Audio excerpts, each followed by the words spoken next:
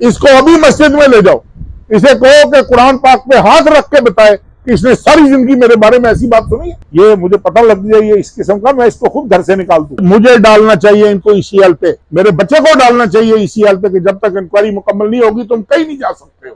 किसी के पास कोई वीडियो है, किसी के पास कोई और, लाकर मेरे मुंह पे मारे कि ये लो भाई तुम बड़े पारसा बनते हो, ये लो ये तुम्हारे बेटे की करतूतें। एक तारिक बशीर चीमा को जेर करने के लिए उन 25,000 तालिबात की किस्मत से, इज्जत से, उनके वालिदैन की इज्जत से खेलने की कोशिश की गई। ये मैंने हद तक इज्जत का दावा कर दिया। कुछ साफियों पर मैं एक आध दिन में मेरे वकील लीगल नोटिस भेज देंगे।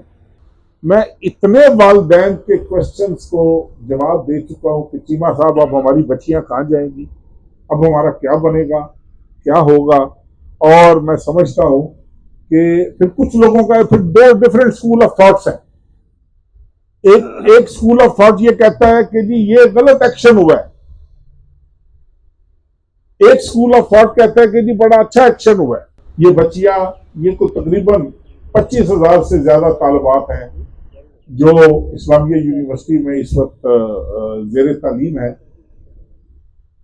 एक तारिक बशीर चीमा को जेर करने के लिए उन 25,000 तालिबात की किस्मत से, इज्जत से, उनके वालिदैन की इज्जत से खेलने की कोशिश की गई। होता होगा, मैं ये नहीं कहता कि यूनिवर्सिटी पाक साफ थी, बिल्कुल नहीं। यूनिवर्सिटी में भी बहुत गंद फैला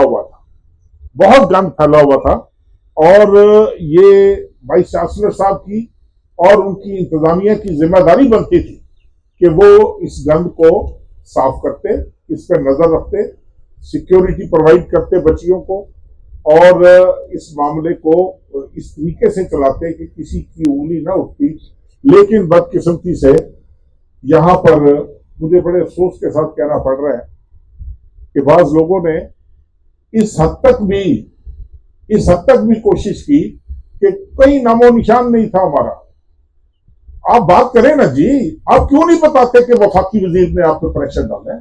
आप chief justice Lahore high court को लिखो कि एक जुडिशियल कमीशन बनाए और यहां पर आकर तहकीक करे कि इसकी असल मुहर्रकात क्या थे, कहां से बात शुरू हुई, कहां पे बात पहुंची, किस तरीके से पहुंचाई गई।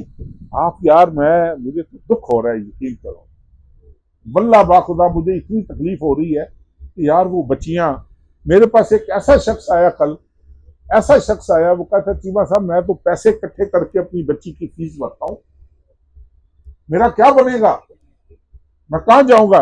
फिर उसने मेरी मिन्नतें की, ये क्या नाम है इसका, वुमेन कॉलेज जो है कि वुमेन यूनिवर्सिटी है सादिक, उसने कहा जी मेरी बच्ची की वहां माइग्रेशन करवा दो, खुदा के लिए मेरी बच्ची की वहां पर माइग्रेशन। यार क्या है ये, आप लोगों को कोई एहसास नहीं हुआ? आप सिर्फ तारिक बशीर चीमा को जेर करना चाह रहे थे। आप सिर्फ वो जो 4-5 लोग हैं, मुझे उनका पता है किसके कहने पर चल रहे हैं, तो वजह बताओ। क्या यूनिवर्सिटी में जो तालिबात जाती हैं वो मेरी कुछ नहीं लगती? क्या मैंने अपने किसी अजीज को, बेटे को गोली मारो आप, मैंने किसी अजीज को ये जुर्रत दी हुई है कि वो यूनिवर्सिटी में जाकर इस तरह की हरकत करे? या आपने आज तक जिंदगी में कभी इस तरह की बात सुनी है मेरे बारे में?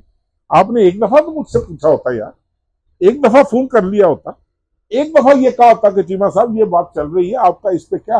मैंने मौकफ नहीं देना था, लेकिन जब एक तमाशा लग गया कि जी भाग गया जी, छुप गया जी, ये हो गया जी, फलां हो गया, फिर मैंने कहा कम से कम आप यहाँ की लोकल मीडिया हो, आप मुझे जानते हो, मैं आप लोगों को जानता हूं, मैं कम से कम आपको ये बताऊं कि भाई इसका ना सर है ना पांव है, वल्लाह बाखुदा ना इसका सर है ना पांव है। मैं अभी भी आपको ये मैंने हद तक इज्जत का दावा कर दिया। कुछ साफियों पर मैं एक आध दिन में मेरे वकील लीगल नोटिस भेज देंगे। तो लाए ना, सबूत लाएं।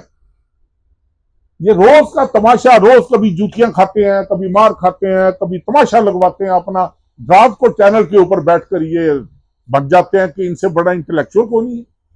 लोगों की इज्जत उछालने का ठेका लिया हुआ है इन्होंने, लोग के लाइसेंस मिले हुए हैं इनको। ये इधर नहीं चलेगा। ना मैं भागने वाले दिन पैदा हुआ था, ना मैं छुपने वाले दिन पैदा हुआ था, और मुझे पता है इस तरह के मराहिल को इस तरह के मामला को किस तरह फेस किया जाता है। ये मेरे साथ आज पहली दफा नहीं हो रहा, बहुत दफा हो रहा है। इसमें मुझे तकलीफ सिर्फ ये हुई, अगर मेरी जात की हद तक होता, मेरे बेटे की जात की हद तक होता, शायद मैं इसकी परवाह भी न करता। 25,000 तालबात है यार, खुदा का खौफ करो, खुदा का खौफ करो। अब में से भी कईयों की अजीजें होंगी, वो कईयों की अजीजा होंगी, मेरी अजीजा होंगी वो। यार ये हमारा ये एटीट्यूड होना चाहिए था हमारा, ये हमारे रवैये होने चाहिए थे कि कोई वीसी की सपोर्ट कर रहा है, कोई वीसी की मुखालफत कर रहा है, कोई वीसी को एक्सटेंशन दिला रहा है, कोई वीसी को एक्सटेंशन नहीं दिला रहा। अगर आपके पास कुछ है, इस चीज को खत्म करो यार, निकालो मेरा जुलूस। मैं खुश होऊंगा आप पर, मैं आप पर राजी होऊंगा कि आपने एक ऐसी चोरी को मेरी को पकड़ा है या मेरी औलाद की चोरी को पकड़ा है।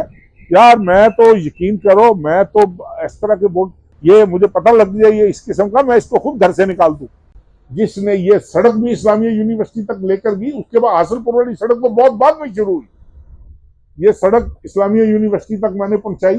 और जो मेरे जिम्मे, वो डॉक्टर कौन थे, वो बिलाल साहब थे, कौन थे वो बिलाल खान, उन्होंने जो मुझे हुक्म दिया, मैंने इसको अपनी दर्सगाह समझकर पूरा किया।